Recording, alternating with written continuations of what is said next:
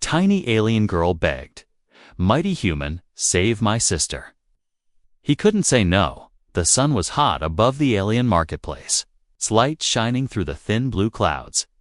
Captain Aaron Cole moved slowly between the stalls, scanning the items. For the few supplies he needed before leaving the planet, the place was noisy. Filled with the smell of spice, oil, and something sweet he could not name, vendors shouted in strange languages, trying to sell their goods to every passerby. Cole kept his head low, his worn jacket hiding the fact that he was human. A rare sight on this side of the galaxy, humans were not exactly loved here. And in some places, they were even hunted. He had just stopped to check a small crate of dried fruit when he heard it. A soft, shaky voice. "Mighty human, please, save my sister." Cole froze, looking down toward the sound. At first, he saw nothing. Just the dusty legs of a stall and the shadow underneath. Then, from that shadow, a small figure crawled forward. She was tiny, no older than 8. In human years, her skin pale with a faint silver sheen. Her eyes huge and bright green. Her clothes were torn. And she clutched at the hem of his jacket like it was the last safe thing in the world. Cole crouched slowly, his eyes narrowing. "What did you say?" he asked in a low voice. The girl looked around quickly, her small body trembling. "Mighty human, save my sister, they took her." Please. Cole wanted to ask more, but the noise of the market suddenly shifted. He glanced up and saw them tall alien guards in dark armor pushing through the crowd, their faces hidden behind mirrored helmets. The crowd parted without argument. Everyone stepping back as the soldiers passed. They were looking for someone. And Cole had a feeling he already knew who. The girl's grip on his jacket tightened, her eyes wide with fear. Cole had been in enough dangerous places to know when trouble was seconds away. "Why me?" he whispered. The girl's voice cracked as she answered, "Because they fear humans." That made no sense. If anything, most alien species saw humans as weak and reckless. But there was no time to think about it. The soldiers were coming. Closer, their heavy boots shaking the wooden floorboards of the stalls. Cole made a choice without even realizing it. He reached down, scooped the girl into his arms, and turned toward his hovercart. She was so light, it felt like carrying a bundle of clothes. He placed her inside an open supply crate and threw a dirty tarp over it.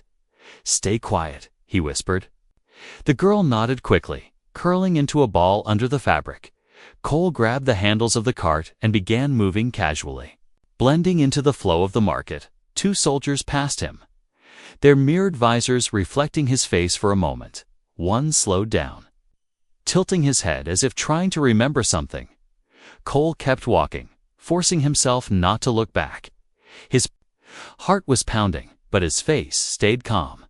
Years of experience taught him that showing fear was an invitation for trouble. He turned into a narrow alley between stalls, the sounds of the main market fading behind him when they were alone. He pulled back the tarp. The girl was still there, eyes wet but determined. "Who took your sister?" Cole asked the collectors. She whispered, "They take girls, and no one ever sees them again." Cole frowned. He'd heard rumors of the collectors, slavers, who operated in the shadows of the galaxy, selling their captives for purposes no one spoke about. "Where is she now?" he asked. The girl hesitated, then pointed toward the distant black tower that rose above the city skyline. "The Black Spire," she said, her voice trembling. Cole followed her gaze, his eyes narrowing at the sight of the dark structure. He had passed by it earlier and instantly disliked the way it seemed to swallow the sunlight. "You're telling me she's in there?" The girl nodded, her hands clenching into fists. "Please, mighty human, you can do it." "I know you can." Cole leaned back against the wall, staring at the tower in his head. He could hear the sensible part of his mind telling him to walk away. This wasn't his fight. He didn't even know this child or her sister. The black spire was heavily guarded, and going near it was a death sentence. But then he looked at the girl again, and he remembered something from years ago, a time when no one came to help him. That memory was enough. He took a deep breath, adjusted the straps on his jacket, and said, "All right, kid. Tell me everything." The girl's eyes lit up with a mixture of hope and relief. She told him about the night they were taken from their home, about the soldiers breaking in, about her hiding under the floor while they dragged her sister away. She had followed them for days, trying to find help, but no one dared to speak against the collectors, till she saw him, the only human in the market that day. Cole listened without interrupting, his eyes never leaving the dark tower in the distance. When she finished, he nodded slowly. "All right. But if we do this, you listen to everything I say. No running off, no trying to be a hero." The girl nodded quickly, her small hands clutching his arm. "What's your name?" All asked. "Lyra," she whispered. He gave her a small nod. "All right, Lyra. Let's go save your sister." Cole pushed the hover cart back into the busier streets, keeping his eyes forward while Lyra stayed hidden beneath a tarp. The noise of the market returned around him, but now every sound felt sharper, every movement suspicious. His instincts told him the soldiers were still close, and he was right, in the reflection of a glass panel. He caught sight of two armored figures turning into the street behind him, their mirrored helmets scanning the crowd. He forced himself to slow his pace, acting like nothing was wrong. Blending into the merchants moving goods from one stall to another, he had survived worse situations before, but he had also learned that overconfidence could get you killed. Lyra didn't make a sound, though he could feel her tense through the thin walls of the crate. A loud voice barked orders in the alien tongue, and the crowd's movement changed again. People stepped aside quickly. The soldiers were coming. Cole's eyes flicked to a narrow passage between two warehouses ahead. It wasn't on his planned route back to the ship, but it would give him cover. He turned sharply and pushed the cart into the shadows, the noise from the main street fading as they went deeper. When he finally stopped, he pulled back the tarp just enough to see her wide green eyes looking up at him. "They're on us," he whispered.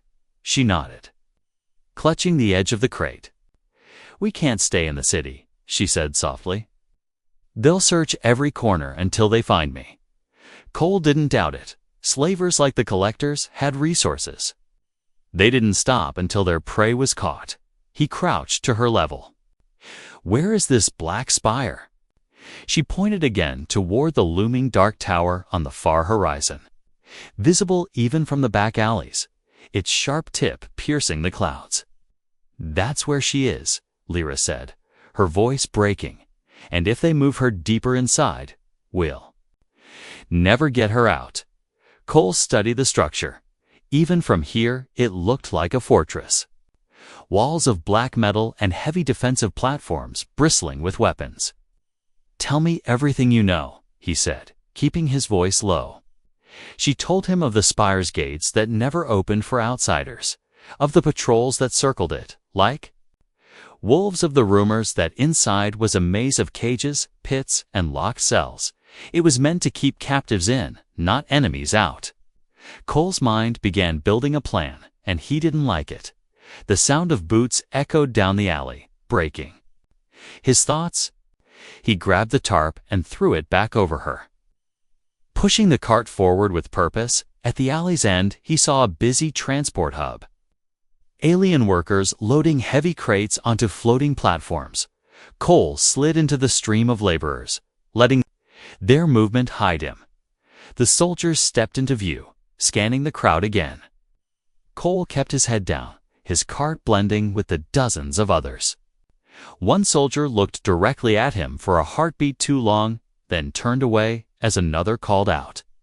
Only when they were gone did he allow himself to breathe normally. Once clear, he pushed the cart toward an old storage bay he remembered passing earlier. The doors creaked as he forced them open. Inside, it smelled of dust and rust, perfect for laying low. He set the crate down and helped Lyra out. She stretched her legs, still shaking. "Why are you helping me?" she asked quietly. Cole looked at her for a long moment before answering, "Because someone should have helped me once." And no one did. She didn't ask more, but her eyes held a weight far older than her years. In that silence, Cole realized there was no turning back. He would have to reach the Black Spire, get inside, and find her sister before the collectors moved her beyond his reach. And, judging by the speed those soldiers were moving, time was already running out, outside. The muffled hum of a patrol ship passed overhead. Cole glanced at the doorway and then back at Lyra. "Rest for a bit," he said. "I'll figure out our next move." She nodded, curling up on an old blanket in the corner. Her trust in him was complete. And that alone was enough to steel his resolve. He moved to the entrance and looked toward the skyline.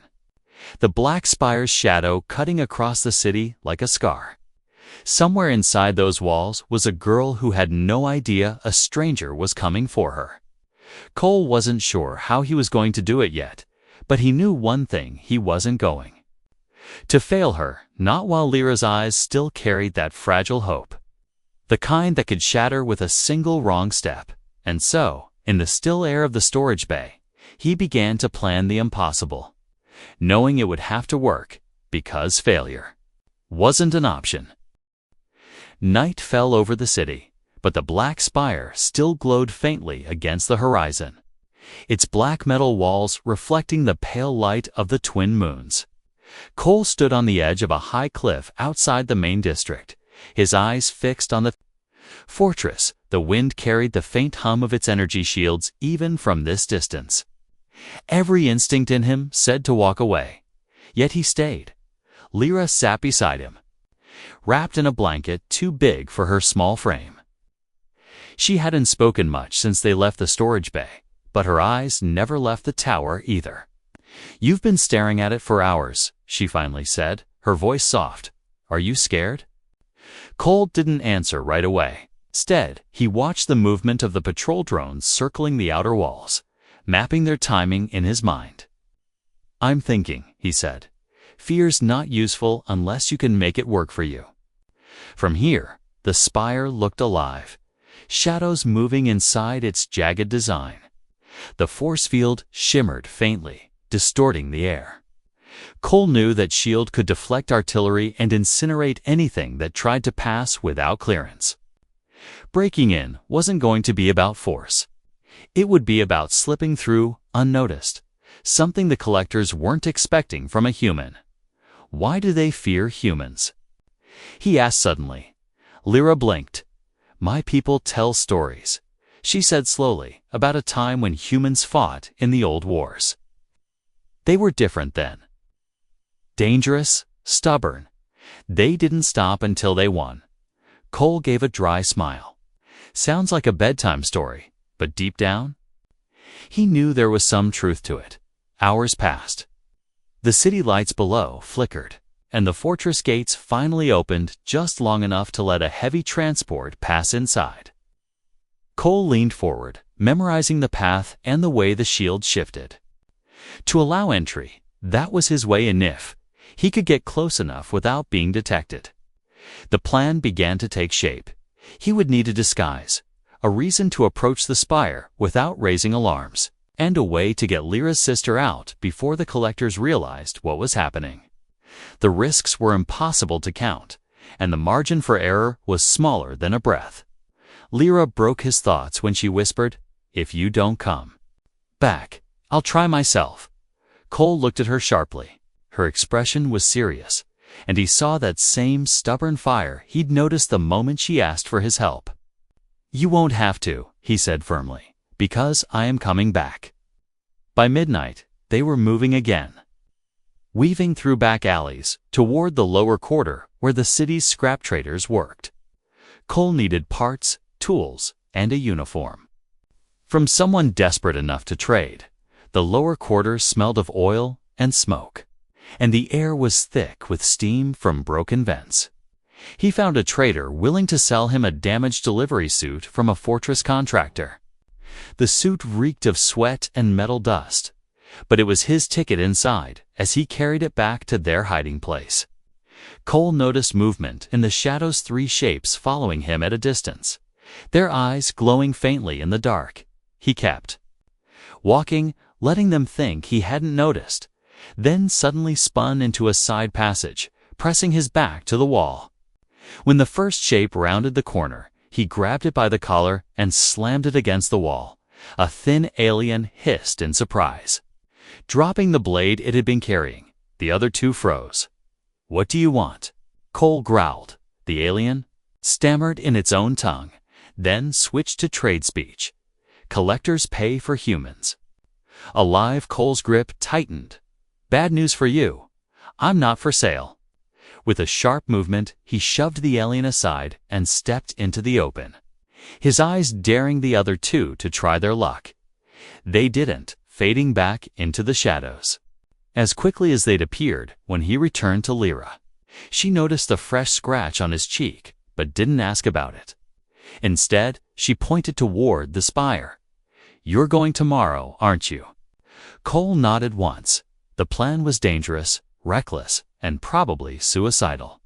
But as he looked at her small, tired, yet still holding on to hope, he knew it was the only choice left.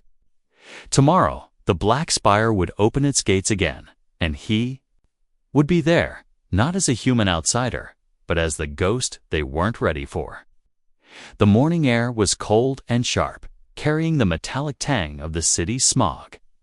Cole moved through the lower quarter with his head bowed. The stolen delivery suit hanging loose on his frame, the faded logo of a fortress contractor barely visible on the chest. He pushed a hover crate loaded with scrap metal, the kind of shipment the Black Spire often took in for repairs. Lyra trailed behind just far enough to avoid suspicion, her small frame wrapped in a ragged shawl. Eyes scanning every shadow, the streets near the spire felt different, quieter. The noise of the market replaced by the low hum of generators and the thrum of patrolling drones. The colossal walls loomed ahead, black metal stretching so high they seemed to scrape the clouds.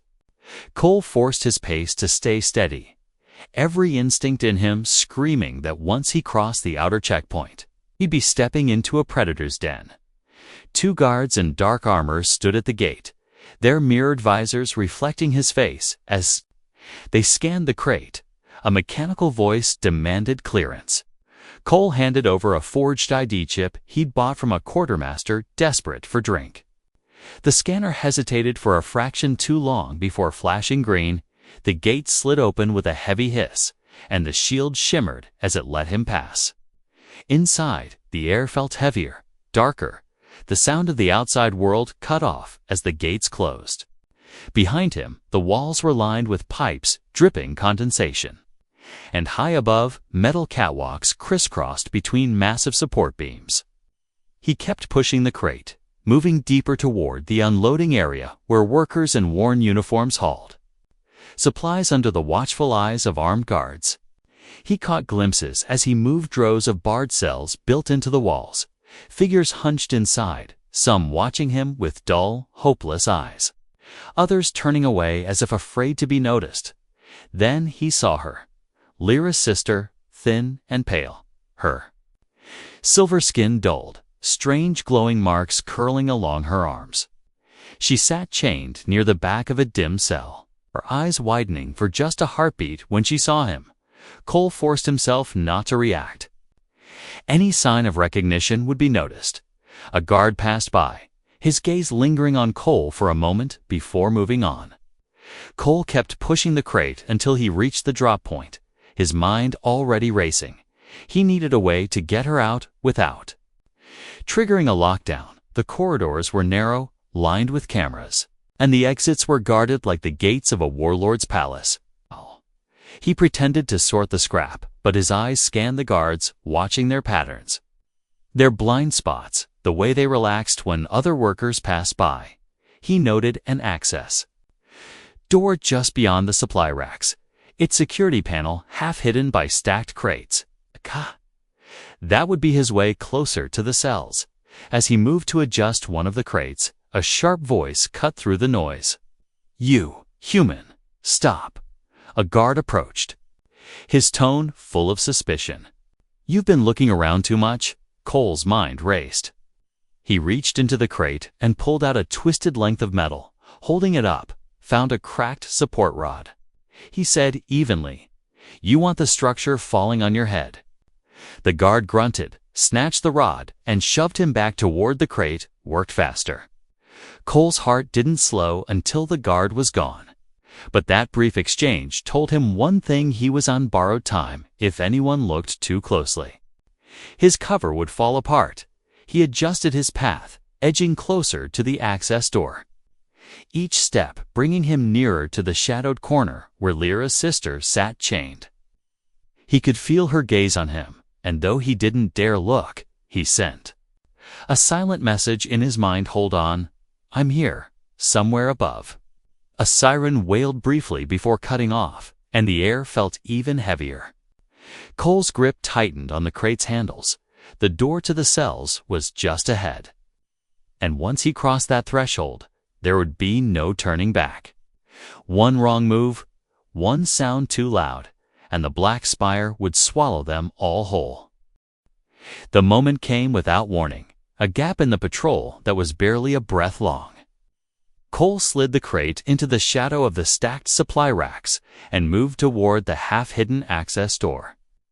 His steps silent on the cold metal floor. The key, chip he had stolen from an unattended work belt, slid into the lock with a faint click. The door opened just wide enough for him to slip inside. The hallway beyond was narrow and dim, lit by a faint red glow from overhead strips. The air smelled of rust, oil, and something older, something like fear that had seeped into the walls over years. He passed cells without slowing, faces watching him from the dark, some too weak to speak, others whispering words he didn't understand. But then he saw her. Lyra's sister sat chained to the wall, her silver skin marked with those strange, glowing symbols, her head bowed, her breathing slow and shallow. At first she didn't react, then her eyes flicked up and locked on him, a spark of disbelief breaking through the exhaustion. Cole knelt, his voice barely a whisper. "I'm here for you." She blinked slowly, then glanced toward the far end of the hall where a guard's boots scraped against the floor. Cole's hands worked quickly, pulling a compact cutter from his belt. The chain links glowed orange and fell away with a faint snap. She swayed as she stood, her legs weak from confinement. He caught her before she could fall, guiding her toward the access door, but the faint hiss of a radio crackled behind them. A voice speaking in the guard's language, then the sound of boots moving faster. Cole didn't wait. He shoved the door open and pulled her into the supply bay. The alarm hadn't sounded yet, but it would any second. He spotted Lyra darting from behind a crate, her eyes wide as she saw her sister free. "This way." Cole barked, grabbing both of them and steering them toward a maintenance corridor he'd mapped in his head hours earlier. The sisters moved as fast as they could, but their small steps were no match for the pounding boots closing in. A shout rang out, and then the high-pitched whine of energy weapons charging. Cole spun, lifting a stolen sidearm and firing without hesitation. The first guard dropped, the second stumbled back into cover, his return shot sizzling against the wall just inches from Lyra's head. Cole pushed them forward, forcing his own body between them and the incoming fire. The corridor bent sharply, revealing a service hatch with faded warning symbols. He slammed his hand against the panel, the hatch sliding open to reveal a narrow tunnel lit by flickering yellow lights. "Go," he ordered. Lyra scrambled inside, pulling her sister after her. Cole followed last, sealing the hatch behind them just as the bay doors burst open with reinforcements pouring in. The tunnel sloped downward, the air growing colder and wetter. Somewhere above, a distant alarm finally began to howl, its echo bouncing through the walls like a hunting cry. "They know," Lyra's sister said weakly, her voice hoarse from days without water. "They'll send everything after us." Cole glanced back over his shoulder, his eyes hard. "Then we'll make them regret it." They reached the tunnel's end, where a grated door looked out over the city's industrial outskirts. Cole smashed the latch with the butt of his weapon, the metal groaning as it gave way. Cold night air rushed in, carrying the distant hum of patrol ships. The hovercart he'd hidden outside hours ago was still there, tucked under the shadow of a broken wall. They climbed in, Cole firing up the silent engine. The craft lifted just as searchlights began sweeping the area behind them. The black spire's shadow still loomed in the distance, but now it was screaming with alarms, lights flashing like a warning to the entire city. Cole pushed the throttle forward, the hovercart gliding over cracked pavement as the first drone appeared in the sky above. "Hold on," he said, his voice steady despite the chaos. "We're not safe yet." And with that, they plunged into the maze of the city's dark alleys, the sound of pursuit growing louder with every turn.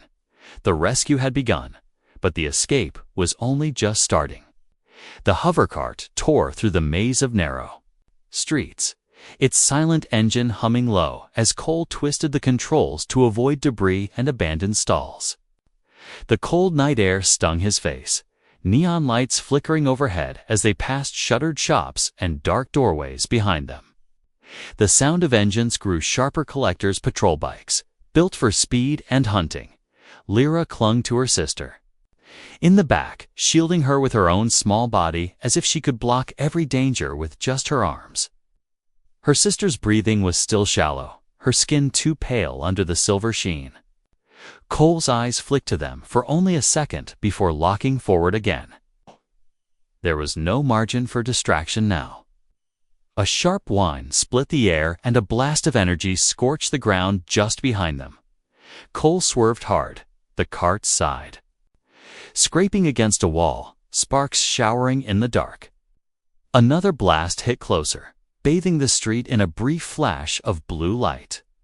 The collectors weren't just chasing, they were herding them, pushing them toward the industrial zone where the streets narrowed into dead ends. Cole knew the city better than they thought.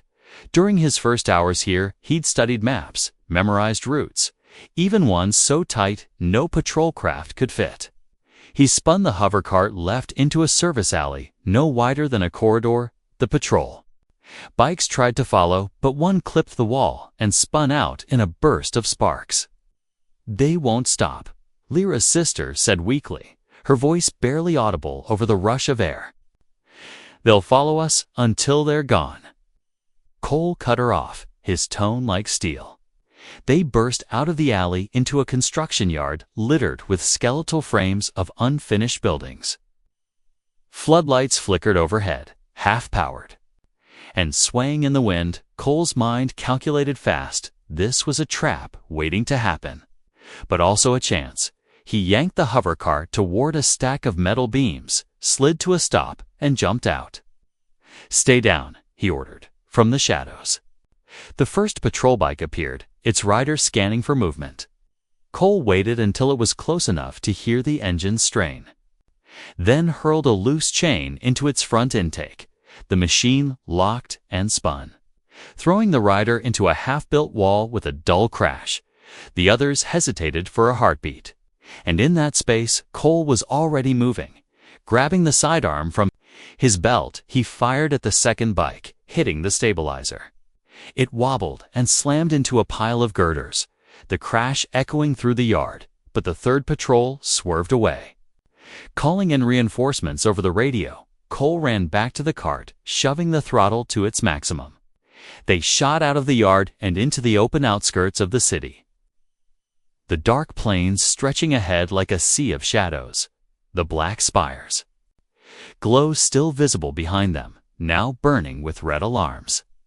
The plains were dangerous. No cover, no walls, just open ground under the gaze of aerial drones. Already, Cole could hear the faint mechanical whir above. "They'll see us," Lyra whispered, her voice shaking. "Not if we make them look somewhere else," Cole said, his mind already setting the next risk in motion. He reached under the seat and pulled out the stolen alien energy core, the same one that powered the Spire's inner shield. Its surface pulsed faintly, warm to the touch. "This thing will light up their scanners like fireworks," he muttered. He jammed the throttle forward, then veered sharply toward a rocky ridge, tucking the core into a crevice before turning. Back toward the open plain. Within moments, the sound of drones shifted, moving toward the false signal, chasing the powerful energy signature away from the fleeing cart. Cole exhaled slowly, but it wasn't relief. This was only a temporary. Once they realized the trick, the hunt would start again. The horizon began to glow faintly with the first signs of dawn, and Cole knew they had to vanish before the light fully returned. He guided the hover cart toward a jagged cut in the earth where old mining tunnels lay forgotten. The perfect place to disappear, but also a place that could swallow them whole, if they weren't careful, as the cart dipped into the darkness. The sound of pursuit faded, replaced by the slow drip of water and the distant groan of shifting rock. Cole finally let the engine rest, his hands still tight on the controls. They had escaped for now, but in the silence, he could feel it in his bones. The collectors would not forgive this, and the real fight had only just begun. The tunnels were silent, except for the slow drip of water and the faint hum of the hover cart cooling down. Shadows stretched long across the rough stone. The air heavy with the smell of damp earth. Cole sat at the edge of the cart, his back against the cold wall, eyes scanning the dark entrance they had come through. He'd parked them deep enough that no stray light could betray their position, but his mind wouldn't rest. Lyra sat curled against her sister, both wrapped in the same blanket, her small hands holding on as if letting go would make her sister vanish again. The older girl, still pale, still weak, watched Cole in silence. There was a weight in her eyes, a kind of knowing that only comes from someone who has seen the worst and survived. After a while, she spoke, her voice low. "You didn't have to do this." Cole glanced at her, then back toward the tunnel mouth. "Yeah, I did," he said simply. No speech, no grand reason, just truth. They stayed hidden. Until the daylight above was full, the drones would still be sweeping. But the collectors had likely shifted their search toward the false energy signal. Cole knew their kind. They wouldn't assume a human could be smart enough to trick them. That arrogance was the only reason they were still alive when the time felt right. They moved deeper into the tunnels. The rock opening up into a wide cavern lit faintly by mineral glow.